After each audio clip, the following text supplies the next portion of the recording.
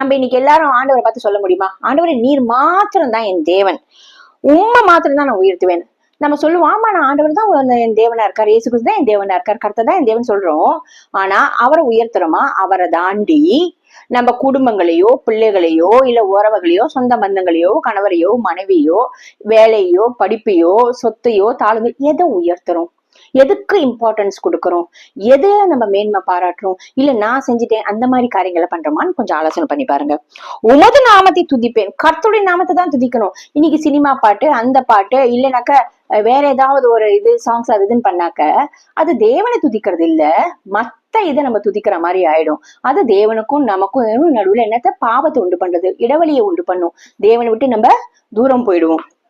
அது இல்லாம கர்த்தருடைய நாமத்தை மாத்திரம் தான் துதிக்கணும். எல்லா புகழ் கனம் மகிமை அவர் ஒருவருக்கே உரியது.